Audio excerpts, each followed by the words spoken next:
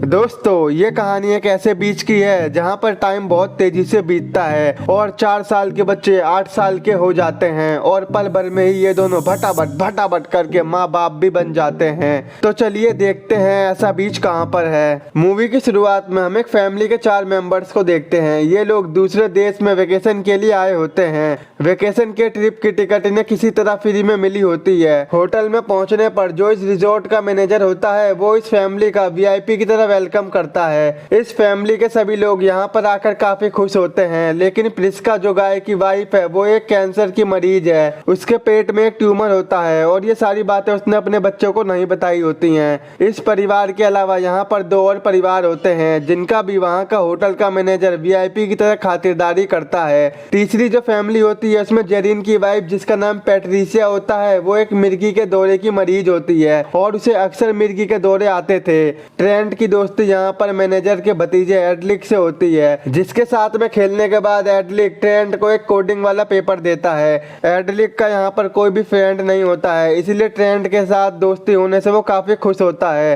अगले दिन वो मैनेजर इन सभी फैमिली वालों को मजे कराने के लिए बीच पर जाने का प्लान बनाता है और वो इन्हें बताता है कि इस बीच पर कुछ ही लोग जाते हैं जो हमारे लिए खास होते हैं या फिर वो वीआईपीस होते हैं। ये सुनकर वो सभी काफी ज्यादा एक्साइटेड हो जाते हैं और अगले ही दिन बीच पर जाने के लिए निकल जाते हैं। इनके साथ ही एक और फैमिली होती है और ये सभी जल्दी वहां पर पहुंच जाते हैं। बस का ड्राइवर बस को मंजिल से पहले ही रोककर उनको बीच का रास्ता बताकर वहां से चला जाता है। अब ये सभी थोड़ा बहुत चलकर आखिरकार बीच पर पहुंच जाते हैं। ये बीच काफी मस्त और शानदार होता है और सभी बच्चे यहाँ पर खेलना और मौज मस्ती करना शुरू कर देते हैं। दूसरी फैमिली में जॉन और उसकी वाइफ क्रिस्टल और उनकी बेटी कैरा होती है। कैरा ट्रेंट और मैडॉक्स के साथ खेलने लगती है। खेलते समय बच्चों को इस बीच पर कुछ पुराने सामान पड़े हुए मिलते हैं। ऐसा लगता है कि पहले जो फैमिलीज यहाँ पर आई थी वो अपने सामान को ले जाना भूल गई थी। ट्रेंट हाइड एंड सीक खेलते समय पानी के अंदर छिपा होता है तो उसको वहाँ पर एक लड़की की लाश दिखती है, जिससे वो डर जाता है और चिल्ला के अपनी मॉम के पास जाता है। सभी लोग उस लड़की को पानी से बाहर निकालते हैं। तभी वहाँ पर एक और आदमी आता है जिसका नाम सुडान था। ये यहाँ पर पहले से ही था। जब ये इस लड़की को देखता है तो ये कहता है ये मेरी गर्लफ्रेंड है जो कि पानी में स्विमिंग करने गई थी और मैं कब से इसी का वेट कर रहा था। सुडान की नाक से खून भी निकल रहा होता है, जिससे सबको शक होता है कि शायद उसने अपनी गर्लफ्रेंड को मार डाला हो और उसने अपने बचाव के लिए इस पर हमला किया हो। मगर सुडान यहाँ पर बार बार इन सभी को यकीन दिलाता है कि उसने अपनी गर्लफ्रेंड को नहीं मारा है। दूसरी साइड जॉन की मॉम के सीने में दर्द होना शुरू हो जाता है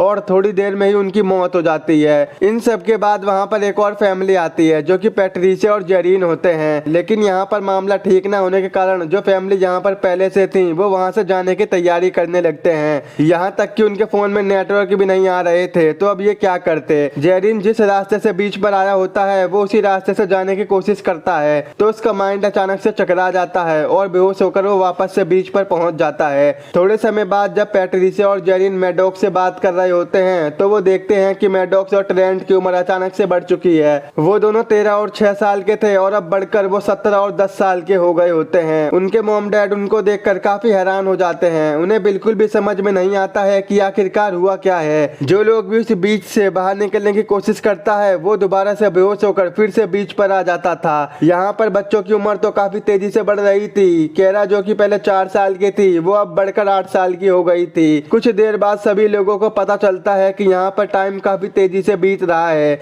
जिस वजह से सभी लोगों की उम्र बढ़ती जा रही है। जो लोग पहले से ही बड़े हैं उनमें तो ज्यादा बदलाव नजर नहीं आ रहा था, मगर जो बच्चे छोटे थे उनका शरीर काफी तेजी से बदलता जा रहा था। और यहाँ पर जितने भी लोग हैं उनकी फैमिली में से कोई ना कोई एक बीमारी से पीड़ित होता है। पैट्रिसिया को मिर्गी के दौरे होते हैं, प्रिस्का के पेट में ट्यूमर होता है, सुडान को भी एक रेयर बीमारी होती है जिससे उसके नाक से खून आता रहता है और जॉन को दिमागी प्रॉब्लम होती है। जॉन के मन में अचानक से कुछ ऐसा आता है जिससे वो सुडान के मुंह पर चाकू से कट मार देता है, लेकिन कुछ सेकंडों में ही वो बिल्कुल पहले जैसा ठीक हो जाता है क्योंकि समय के काफी तेज चलने की वजह से घाव तुरंत ठीक हो जाता है। वहीं प्रिस्का का ट्यूमर भी टाइम के साथ बढ़ता जा रहा था, जिससे उसके पेट में दर्द होना शुरू हो जाता है और देखते ही देखते वो बेहोश हो जाती है। प्रिस्का को बचाने के लिए उसके पेट से ट्यूमर को बाहर निकालना जरूरी था, इसीलिए गाय बिना देरी किए प्रिस्का के पेट से ट्यूमर निकालने का फैसला करता है। जॉन अपने चाकू चाकू की मदद से प्रिस्का के पेट पर कट मारता है, लेकिन वो 1 सेकंड से पहले ही ठीक हो जाता है। इसीलिए वो सभी एक आइडिया लगाते हैं कि एक तरफ हम लोगों के कट मारने के बाद हमें उसे खोल के रखना होगा।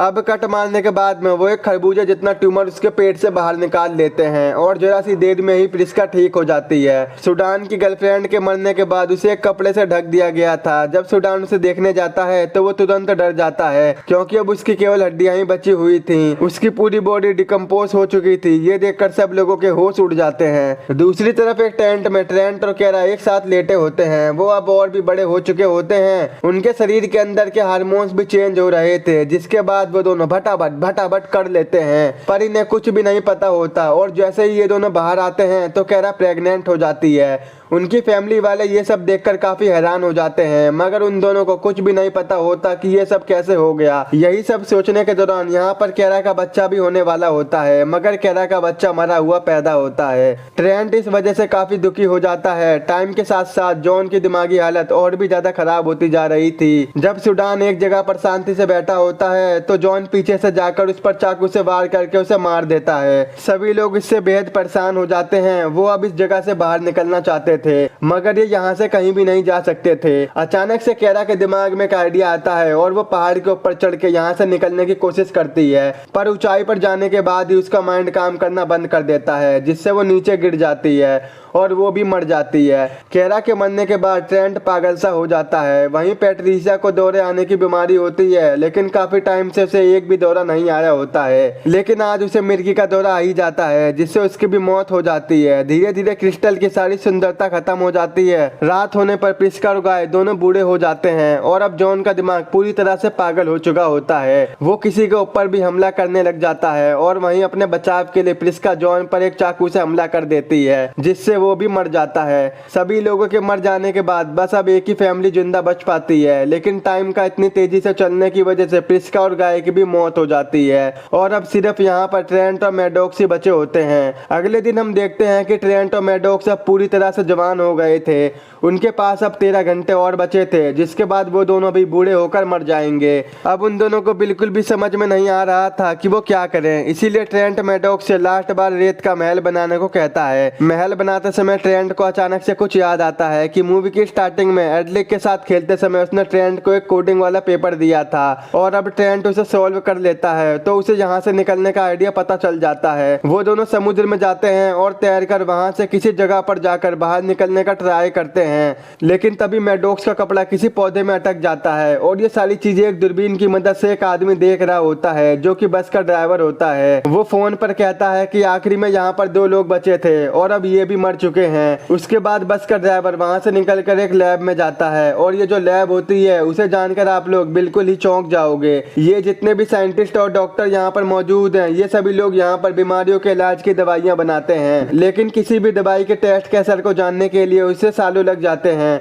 जिससे कि ये पता चल सके कि कौन सी दवाई ठीक है और कौन सी दवाई काम नहीं कर रही है। ये सभी लोग दुनिया से बीमार लोगों को ढूंढकर सब लोगों को टूर के बहाने यहाँ पर बुलाकर अपनी मेडिसिन के टेस्ट इस बीज की मदद से करते हैं, जिस पर उम्र काफी तेजी से बढ़ती है। वो सभी लोग यहाँ पर अपनी मेडिसिन का उन पर ट्राई करते हैं। रिजॉर्ट का मैनेजर अगले दिन एक और नए टूरिस्ट का वेलकम करने जाता है, तभी वहाँ पर मैडॉक्स और ट्रेंट आ जाते हैं, जिनको वो लोग मरा हुआ समझ रहे थे, वो असल में मरे नहीं होते हैं। वो दोनों लोग उस समुद्र से बचकर बाहर निकल जाते हैं और सभी लोगों के सामने आकर मैनेजर की पोल खोल देते हैं। ट्रेंट और मैडॉक्स वहाँ पर सभी लोगों को बता देते हैं कि यहाँ पर क्या होता है, सिर्फ एक ही दिन में 6 साल का बच्चा एक जवान आदमी में कैसे बन गया। अब आखिरकार ये दोनों भाई बहन बच जाते हैं और यहीं पर इस मूवी का एंड हो जाता है। दोस्तों, अगर आपके पास भी कोई ऐसा फ्री में टूर आए तो आप जाना चाहोगे या नहीं, कमेंट में अपनी राय जरूर दें। अगर आपको ये मूवी देखनी है तो अभी आप हमारे टेलीग्राम के चैनल पर ज्वाइन हो जाओ और हमारे चैनल को सब्सक्राइब, वीडियो को लाइक और शेयर करना मत भूलना। तो मिलते हैं आपसे ऐसी नेक्स्ट वीडियो में।